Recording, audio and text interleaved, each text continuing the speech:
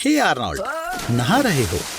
सोचो अगर एक लहर तुम्हें बाथरूम में नहीं बल्कि एक समुद्र में घेर ले। ब्लैक सी भी दरअसल एक बड़ा सा बाथटब है जिसका साइज 340,000 क्यूबिक माइल्स का है। ये भरने के लिए 243 मिलियन ईयर्स लेगा। जब टेक्टोनिक प्लेट्स अचानक से हिलती हैं तो उससे वेव्स बनती हैं। सी बेड्स काफी मीटर बढ़ जाते हैं जिससे खतरनाक सुनामी वेव्स बन जाती हैं। हम इस समय पोर्चुगल में हैं। दुनिया की सबसे ऊंची वेव्स यहीं बनती हैं। ये एक चीते की तरह है पर वेव्स की दुनिया में, क्योंकि इसकी स्पीड 60 माइल पर आवर तक पहुंच चुकी है। एक हवाईयन सर्फर को यहाँ 79 फीट की वेव मिली थी। इसके लिए उसका नाम गिनीज बुक में दर्ज है। क्या आपने कभी किलर वेव के बारे में सुना है? ये सिंगल वेव्स 80 से 100 फीट ऊंची होती हैं, जो कि शिप से भी दिखाई नहीं देती। वो अचानक से चुपके से आ जाती हैं, इसलिए शिप के क्रू को बचाने का बहुत ही कम समय होता है। किलर वेव सिर्फ एक ही हिट में शिप को डुबो सकती हैं। यहाँ तक कि कॉनर मैकग्रेगर को भी ऐसी हार से जलन होती है। सबसे लंबी वेव्स 1958 में अलास्का की लिटिया बे में रिकॉर्ड हुई थी। वेव 100 फीट की ऊंचाई पर पहुंची थी और बे के आसपास के पहाड़ों को कवर कर गई, जिसकी वजह से सी लेवल से 1700 फीट की ऊंचाई के खेत भी खराब हो गए। और ये 5.5 स्टैचू ऑफ लिबर्टी की हाइट है। किनारों पर प्रकृति खुद सुनामी आने की चेतावनी देती है। जानवरों को खतरा महसूस होने लगता है और वो जल्दी भागने लगते हैं या अजीब तरीके से बिहेव करते हैं। पक्षी झुंड बनाकर दूर उड़ जाते हैं। अगर आप जमीन पर हैं तो कार में बैठो, बाइक पर भागो। कुछ ना हो पाए तो कम से कम किंग कॉन्ग से लिफ्ट मांग लो। आपको सलाह है कि सी लेवल से 120 फीट ऊंचाई पर चले जाओ। आर्नोल्ड, बेहतर होगा कि तुम तो एम्पायर स्टेट बिल्डिंग के टॉप पर चले जाओ। स्काई स्क्रैपर की हाइट 102 फ्लोर्स या 922 फीट है। एलिवेटर 700 फीट पर मिनट की स्पीड से ऊपर जाती है, तो तुम्हारे पास पक्का समय है। ओह खैर, ये भी मुमकिन है। पानी के अंदर चिल्लाओ मत, नहीं तो तुम्हारा दम घुट जाएगा। किसी भी तरह से अपने आप को होश में रखो। माफ करना, लेकिन तुम भाग नहीं सकते। यहाँ तक कि 5000 मीटर की ऊंचाई पर भी तुम्हें अपने YouTube चैनल पर काम करना होगा। तुम कहाँ के लिए उड़ रहे हो? कम से कम नक्शा तो देख लो। ओह, ऐसा लगता है तुम उड़कर सीधे बर्मुडा ट्रायंगल आ गए हो। अफवाहों के मुताबिक यहाँ अक्सर प्लेन्स और शिप्स गायब होते हैं। आर्नोल्ड, तुम्हारे जेट विंग्स और कपड़े कहाँ गए? ऐसा लगता है अफवाहें सच थी और तुम भी गायब होने वाले थे। बर्मुडा ट्रायंगल में हो रही अजीब चीजों को साइंस नहीं समझती। हालांकि कुछ नॉन साइंटिफिक कहानियां हैं। उनमें से एक ये है कि यहाँ जो भी गायब होते हैं वो दूसरी मिलती जुलती दुनिया में चले जाते हैं। देखो, यहाँ सब कुछ थोड़ा अलग है। तुम इस कुत्ते को भी अजीब दिख रहे हो। जैसे कि तुम देख सकते हो, तुम्हारा घर भी काफी बदला हुआ है। मैं तुम्हें वहाँ सावधान रहने की सलाह देता हूँ। आर्नोल्ड से मिलो। यह है आर्नोल्ड, हालांकि दूसरी दुनिया वाला। वो तुमसे ज्यादा कामयाब है और स्टाइलिश मूछें भी हैं, और लगता है कि उसे तुम बिल्कुल पसंद नहीं आए। एक और कहानी के अनुसार बर्मुडा ट्रायंगल के नीचे अटलांटिस का एक पुराना शहर है। पूछना भी मत, क्योंकि मुझे नहीं पता कि पुराने अटलांटिस के लोगों को इन प्लेन्स और शिप्स की क्या जरूरत थी। लेकिन पुराने रीति रिवाज कठोर हैं। तुम्हारे जैसे को तो वो तुरंत गुलाम बना लेंगे, और अगर तुमसे वो नहीं संभला तो तुम्हें स्टीम बोट के फ्यूल में बदल देंगे। सावधान आर्नोल्ड, नए जहाज आ रहे हैं। एक और थ्योरी है, बर्मुडा ट्रायंगल में जो भी कुछ हो रहा है वो एलियंस की वजह से होता है, और शायद वो व्हीकल्स को इंसानों की टेक्नोलॉजी पढ़ने के लिए ले जाते हैं या अपने म्यूजियम में रखने के लिए। जरा देखो तो उनके म्यूजियम में कितना सामान है। क्योंकि एलियंस को धरती के जीवों के बारे में अच्छे से नहीं पता, तो तुम्हें मशरूम के साथ रखा जाएगा। आर्नोल्ड, बुरा मत मानो, ये तुम्हारे हेयर कट की वजह से भी हो सकता है। तुम्हें ज्यादा देर के लिए बोर नहीं होना पड़ेगा। वो कहते हैं ना, एलियंस अलग अलग कामों के लिए लोगों को उठाते हैं। तुम्हें प्रेग्नेंट होकर एलियंस के बच्चों को संभालना होगा। माफ करना आर्नोल्ड, लेकिन एलियंस को जेंडर के बारे में भी नहीं पता। क्या तुम आखिरकार जाग गए? लगता है इतनी ऊंचाई पर ऑक्सीजन की कमी से तुम बेहोश हो गए थे और कुछ अजीबोगरीब सपने देखने लगे और इस काले पक्षी ने तुम्हें गलती से दुश्मन समझ लिया। जैसा कि मैंने कहा, साइंटिफिक नजरिए से बर्मुडा ट्रायंगल में कुछ भी अजीब नहीं होता। शांत हो जाओ आर्नोल्ड, यहाँ कोई प्लेन, शिप्स या लोग गायब नहीं होते। हाँ, अगर उनके जेट विंग्स का फ्यूल खत्म ना हो। एलॉन मस्क ने अंतरिक्ष में नया रॉकेट लॉन्च किया है और अंतरिक्ष ने एलॉन मस्क पर एक मेटेओर लॉन्च किया है। आर्नोल्ड, शांत हो जाओ। तुम्हें यह भी नहीं पता होगा कि मेटेओर क्या होता है। मेटेओर कॉस्मिक ओरिजिन की एक बड़ी सेलेस्टियल बॉडी है। उसका वजन कुछ ग्राम से लेकर हजारों टनों तक हो सकता है। और डरो मत, इतिहास में मेटेओर स्ट्राइक आज तक सिर्फ एक ही इंसान से टकराया है, 1954 में, और वो भी बस किसी के पैर पर लगा था। ऐसा लगता है कोई हमारी प्लेनेट को बचाने में मदद कर रहा है और वो जोश से भरा हुआ है। ऐसा लगता है ये आज तक का सबसे छोटा एपिसोड होगा और अंत अच्छा होगा। नहीं, कोई बात नहीं, वही पुराना घिसा पिटा। ऐसा लगता है धरती फिर से तबाह होने वाली है, या शायद यहाँ एक और रक्षक है। क्या वो आर्नोल्ड होगा? बहुत बढ़िया, हम तुम्हारे लिए एक आउटफिट चुनते हैं। ये तो नहीं, ये तो पक्का ही नहीं। ये नहीं, ये वाली, तुम्हें इसी की जरूरत थी। हालांकि हम भी प्रोजेक्ट डार्ट की तरह स्पेसएक्स से कॉपी कर सकते हैं।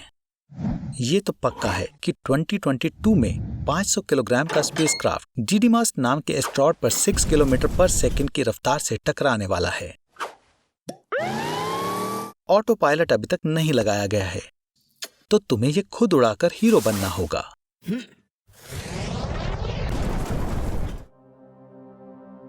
ओह वाह आर्नोल्ड, तुम बच गए, बाकी सभी छोटे छोटे जीवों की तरह।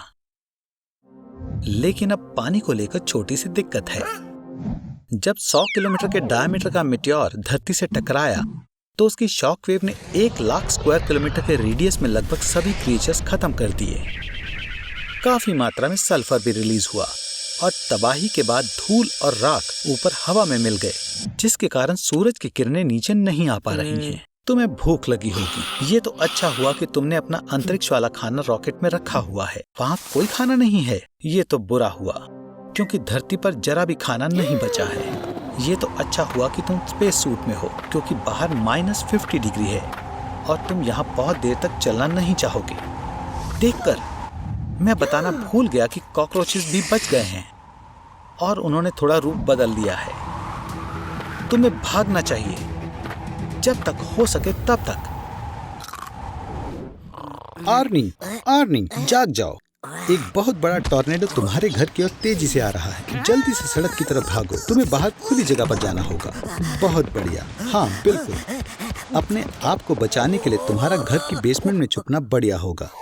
पर हाँ बिल्कुल, मेरे और हमारे दर्शकों के लिए देखना ज्यादा मजेदार होगा कि टॉर्नेडो के अंदर तुम्हारे साथ क्या होगा। तैयार हो? और चलो। अंदर क्या है आर्नी? बड़े टॉर्नेडोज के फनल की चौड़ाई 1500 मीटर तक पहुंच सकती है। जैसे ही ये घूमता है तुम वहां पर होगे। यूनाइटेड स्टेट्स में हर साल लगभग 1000 टॉर्नेडोज बनते हैं और उनमें से कुछ ही सच में बहुत बड़े होते हैं। तुम फिर से लकी हो आर्मी, तुम उनमें से एक में हो। मुझे लगता है लो प्रेशर और ऑक्सीजन डिस्चार्ज के बारे में डिस्कस करने का ये बढ़िया समय है। टॉर्नेडो के अंदर का एटमॉस्फेरिक प्रेशर इतना कम है कि तुम्हारे लंग्स हवा से ज्यादा ऑक्सीजन नहीं ले सकते और कुछ ही मिनटों के बाद तुम बेहोश हो जाओगे और तुम्हारा दम घुटने लगेगा। वो आखिरकार मैं तुम्हारी चीखों से पक गया था। ऐसी दुर्लभ हवा माउंट एवरेस्ट पर बिना ऑक्सीजन टैंक के चढ़ने के बराबर है। माउंटेन टूरिज्म तुम्हारे लिए बिल्कुल भी नहीं है आर्मी, पर टॉर्नेडो के अंदर ऑक्सीजन की कमी से मरने की बजाय तुम शायद अंदर खींची हुई चीजों से टकरा कर मर जाओगे। तुम्हें पता है, उड़ते हुए पेड़, जानवर, गाड़ियाँ, घरों की छतें और यहाँ तक कि पूरे घर हमें सुपर शक्तिशाली टॉर्नेडो के दौरान जिन भी चीजों की जरूरत पड़ेगी वो सारी तबाह हो जाएंगे और 500 किलोमीटर प्रति घंटे की स्पीड से घूम रही होंगी। और यहाँ तक कि अगर तुम सोचते हो कि किसी चमत्कार से तुम इस मलबे से टकराने से बच सकते हो और अगर ऑक्सीजन टैंक की चिंता करने की बात नहीं है तो किसी भी तरह तुम टॉर्नेडो के अंदर जिंदा रह सकते हो। तो प्लीज भूलो मत कि टॉर्नेडो कभी ना कभी खत्म होने ही वाला है और फिर फनल तुम्हें छोड़ देगा और तुम काफी ऊंचाई से वापस ग्राउंड पर गिर जाओगे, जिससे कि तुम बिल्कुल जिंदा नहीं रहने वाले आदमी। ठीक है, मैं तुम्हें दोबारा बचा लूंगा। मैं ये क्यों कर रहा हूँ? मुझे शुक्रिया मत करो। हे भगवान, ये तो खतरनाक डायनासोर है। ओह आर्नोल्ड, तुमने मुझे डरा दिया। तो तुम पैलियो हिस्ट्री म्यूजियम घूमने आए हो। ये कितना कूल है। नारुतो का ओरोचिमारू भी यहाँ है। मैंने सुना है कि उसे लोगों को जिंदा करने के सीक्रेट्स पता हैं और वो मरी हुई चीजों को जिंदा कर सकता है। ये क्या? नहीं, वो ये डायनासोर्स पर इस्तेमाल कर रहा है। भागो बेवकूफ लोगों, डायनासोर्स बहुत खतरनाक होते हैं, फिर चाहे वो हर्बीवोरस हों, कार्निवोरस हों या ये वाले रेडिकल डायनासोर्स हों। ये बहुत ज्यादा गुस्सा होते हैं और आप भी होंगे अगर आपने 66 मिलियन ईयर से कुछ खाया ना हो। अब वो ये देखकर और ज्यादा गुस्सा हो रहे हैं कि उनकी अगली जनरेशंस के साथ इवोल्यूशन के दौरान क्या हुआ। दुनिया के सभी लीडर्स ने मार्शल लॉ लगा दिया है। डायनासोर्स के बर्ताव के बारे में काफी कम जानकारी है और लगता है उन्होंने जो सबसे अच्छा सॉल्यूशन सोचा है वो है एक पागल टर्की स्पेशलिस्ट हायर करना। ये हमला! डायनासोर्स ने अर्थ पर 160 मिलियन ईयर्स तक राज किया, पर मेटेरॉइड के गिरने से इवोल्यूशन पूरी तरह बदल गया और हमारे पूर्वज मैमल्स का विकास हो पाया। अब सबसे ताकतवर ही बचेगा। पर अब आखिर में क्या हो रहा है? रुको, शायद मैं समझ गया। पिछले 66 मिलियन ईयर्स में अर्थ का क्लाइमेट काफी ठंडा हो गया है और एटमॉस्फेयर में कार्बन डाइऑक्साइड की मात्रा बदल गई है। ऐसा लगता है कि डायनासोर्स यहाँ और नहीं रह सकते और वो फिर से एक बार मरने वाले हैं। क्या करें? थ्योरी के हिसाब से हम जुरासिक पार्क बना सकते हैं। हम उन्हें खिलाएंगे और आर्टिफिशियली क्लाइमेट को बनाए रखेंगे और दुनिया भर से यहाँ टूरिस्ट के आने से बहुत फायदा होगा और यहाँ से एग्स और मैन्योर की सबसे ज्यादा सप्लाई होगी, मतलब डायनासोर पूप। पर फिर से एक आम डायनासोर एक दिन में कई टन घास खा जाता है या 100 किलोग्राम से भी ज्यादा मीट। ऐसा हुआ तो डायनासोर पार्क की सारी घास खा जाएंगे और फिर शायद एक दूसरे को भी खाना शुरू कर दें, जब तक वो दोबारा ना मर जाएं। चाहे तुम कुछ भी कर लो, डायनासोर्स हमारे वक्त में नहीं जी सकते। क्या तुम सच में उन्हें बचाना चाहते हो आर्नी? सिर्फ एक ही ऑप्शन है, डायनासोर को उनके समय में उनकी असली दुनिया में वापस भेजना। गुड बाय करने का वक्त आ गया है आर्नी। कम से कम वो वहाँ अच्छे से रहेंगे।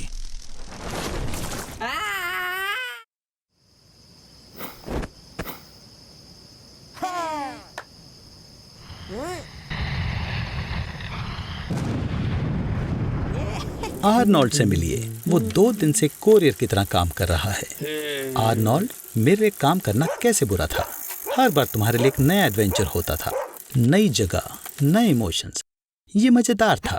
हाँ, 1-2 बार तुम नाराज हुए हो, पर हमने फिर सब कुछ ठीक भी तो किया है, क्या नहीं किया? तुम डिलीवरी लेकर कहाँ जा रहे हो? मेरियाना ट्रेंच पर। ये जरूर 5th ग्रेडर्स हैं जो तुम्हें घुमा रहे हैं। चलो वापस आओ। तुम एक जिद्दी लड़के हो। ठीक है, अंदर जाओ। ये बड़ा ट्रांसपेरेंट पाइप मैरियाना ट्रेंच के बॉटम तक जाता है। तुम्हें 36,070 फीट नीचे जाना होगा। ये लगता ही है कि ये बहुत गहरा है, पर पूरे प्लेनेट को देखें तो मैरियाना ट्रेंच सड़क पर एक गड्ढे जैसा भी नहीं है। एक सील्ड हाई स्पीड एलिवेटर से नीचे जाने में सिर्फ 11 मिनट लगेंगे। तुम कितने मूर्ख हो। अब तुम्हें खुद चलकर नीचे जाना होगा। क्योंकि पाइप हवा से भरा है तो बॉटम पर प्रेशर नॉर्मल से 2 गुना ज्यादा है, पर अगर ये पानी से भर जाए तो प्रेशर 1072 टाइम्स बढ़ जाएगा। जरा देखो, ठंड, प्रेशर और ऑक्सीजन की कमी ने यहाँ रहने वालों का क्या हाल किया है। जैसे कि ज़ीनोफायोफोरस को यूरेनियम, मर्करी, लेड और दूसरे खतरनाक चीजों से इम्यूनिटी बनानी पड़ती है जो अर्थ पर क्रिएचर्स को खत्म कर देते हैं। इस यूनिसेलुलर ऑर्गेनिज्म को देखो, ये एक एहसास देती है कि मून, जुपिटर या यूरोप में लाइफ कैसी होती है। आर्नोल्ड, क्या तुम्हें पता है कि बॉटम पर कौन तुम्हारा इंतजार कर रहा है? अकेलापन। यहाँ कोई भी जीवित व्यक्ति नहीं है, खोए हुए श्रिम्प को छोड़कर। ये विश्वास करना मुश्किल है, पर मरियाना ट्रेंच की बॉटम से ज्यादा लोगों ने मून पर विजिट किया है। आर्नोल्ड, देखो, वहाँ बाहर सच में कोई है। मैं सोचता हूँ कि वो तुम्हें पे कैसे करेगा। शेल से? वापस जाने में लगभग 24 घंटे लगेंगे, या तुम कुंडी खोल सकते हो।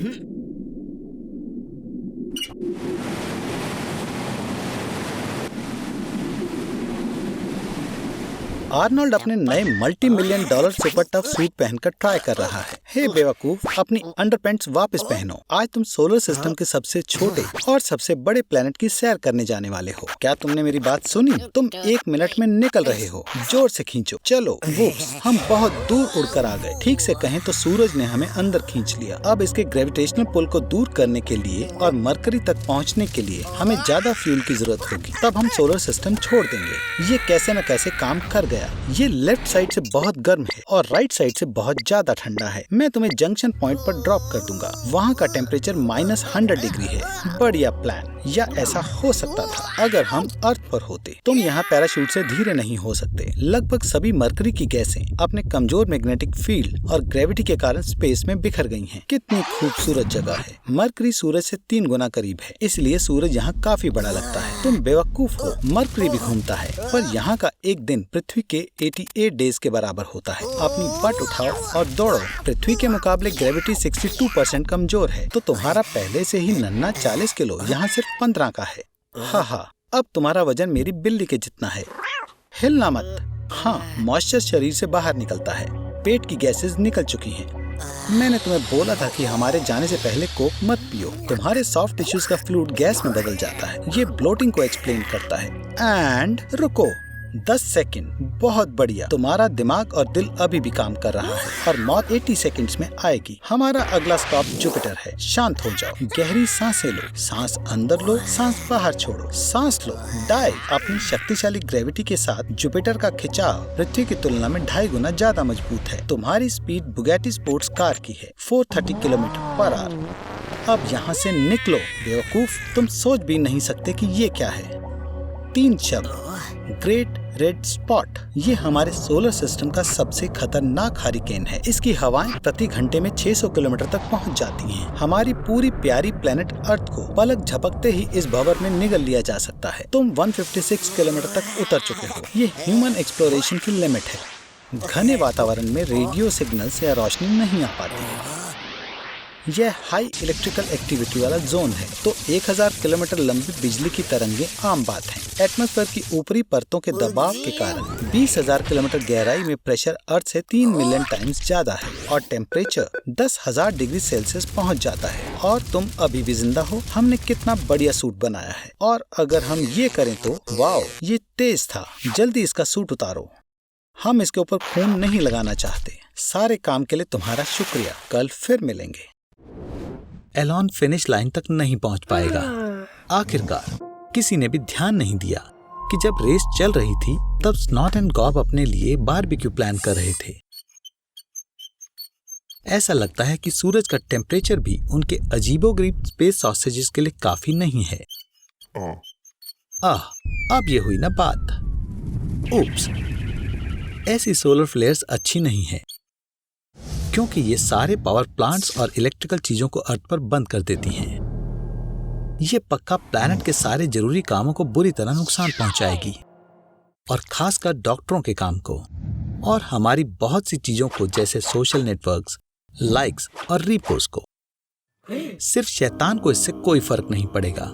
ये शायद उन्हें फायदा भी दे सकता है। और ये रहा हमारा सबसे ज्यादा तेज कछुआ। सारी इलेक्ट्रिक चीजों की तरह एलॉन की गाड़ी भी खराब हो गई।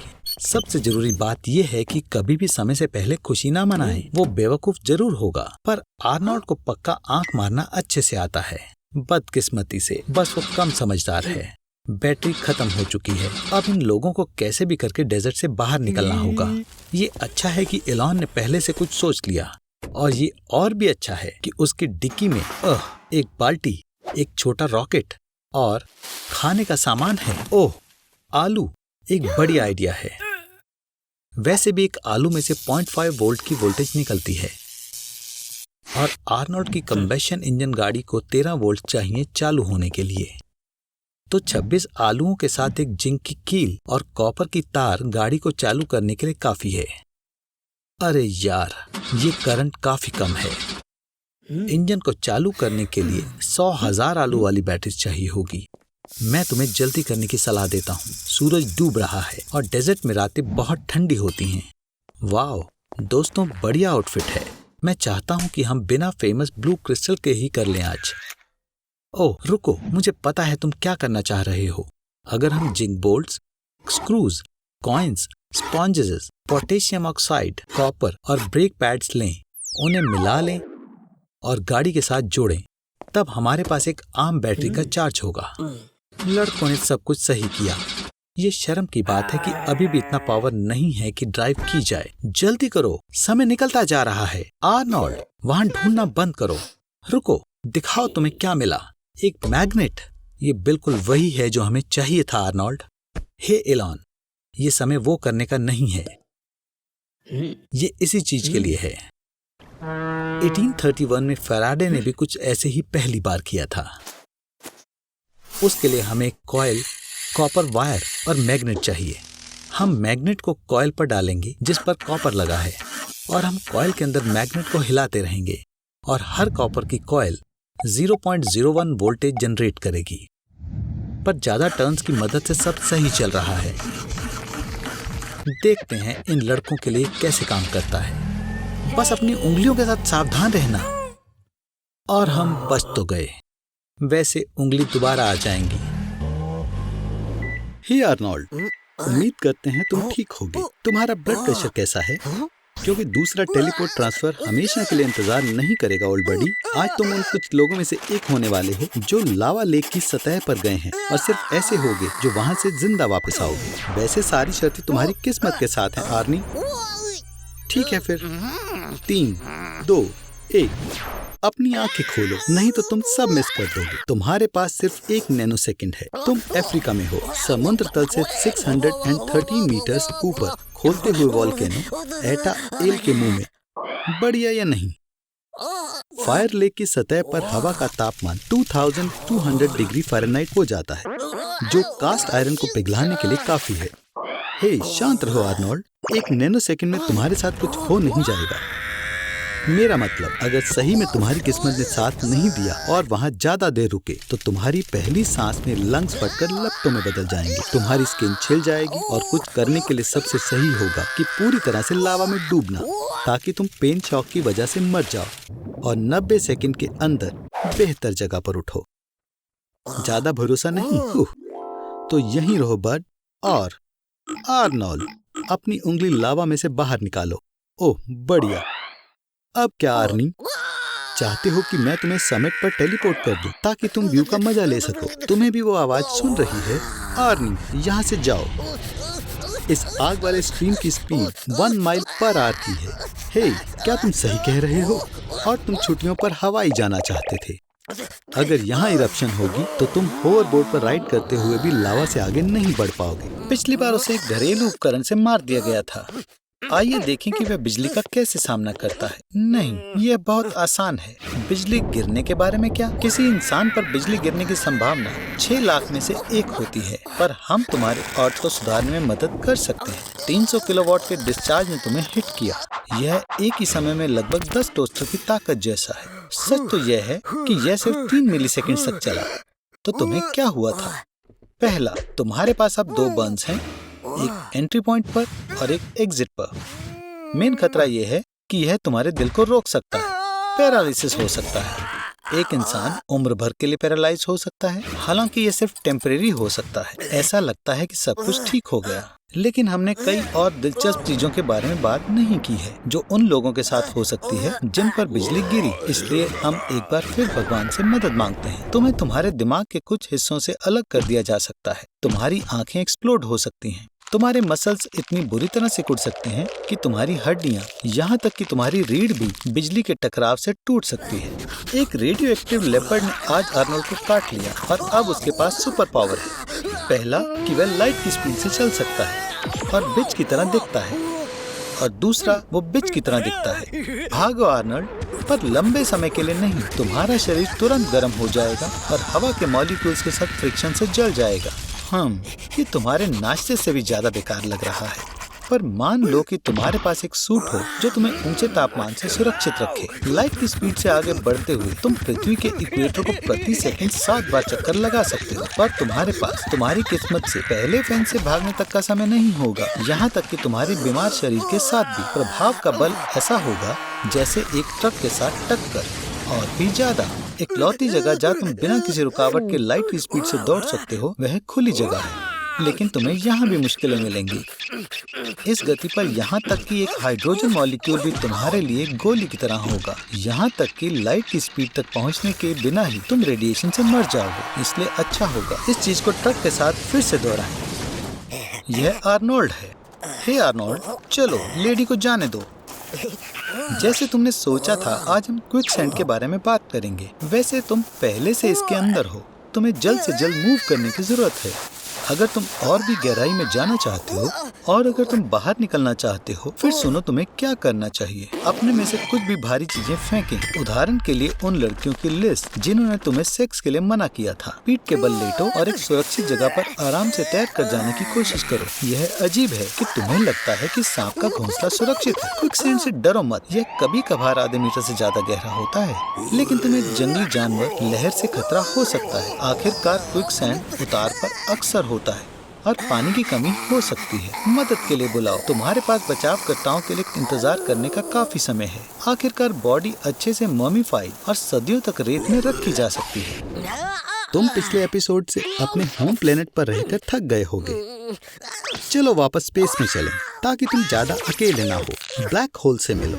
नहीं, हमारा मतलब तुम्हारी एक्स से नहीं। ब्लैक होल्स तब होते हैं जब एक तारा अपने ही वजन से टूट जाता है। ग्रेविटी बहुत मजबूत हो जाती है कि लाइट तक भी इससे बाहर नहीं निकल पाती। हम यहाँ रहेंगे, लेकिन माफ करना आर्नोल्ड, तुम्हें जाना होगा। ब्लैक होल की बाउंड्री को इवेंट होराइजन कहते हैं, और तुम जितना उसके पास जाओगे उतना ज्यादा स्पेगेटी की तरह खींचे जाओगे। वैसे भी इवेंट होराइजन हॉकिंग रेडिएशन से प्रभावित होता है और तुम अल डेंटे से राख में बदल जाओगे।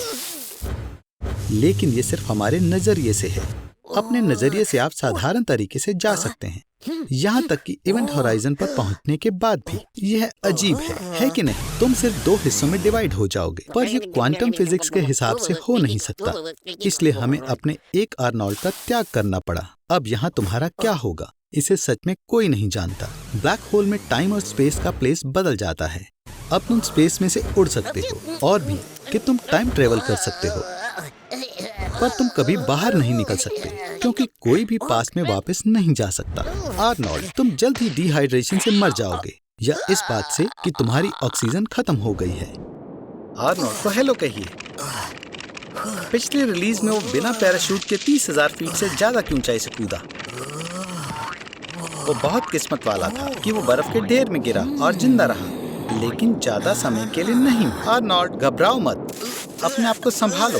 तुमने अंटार्कटिका में फ्यूजी डोम के पास लैंड किया है, जो पृथ्वी पर सबसे ठंडी जगह है।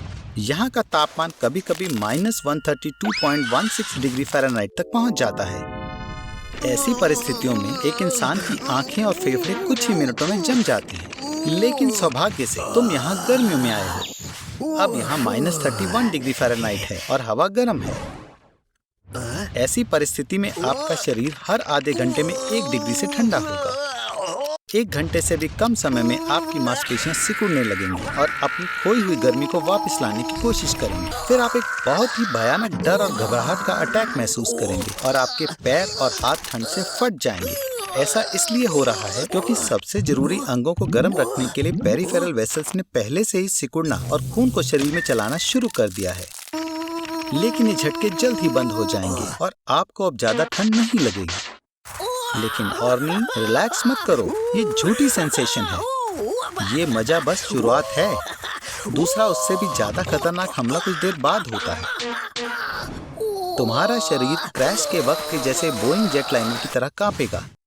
फिर तुम्हें हार्मोन्स और एंडोफ्रिन से कुछ नशा, भ्रम और थोड़ी तालमेल की कमी महसूस होगी।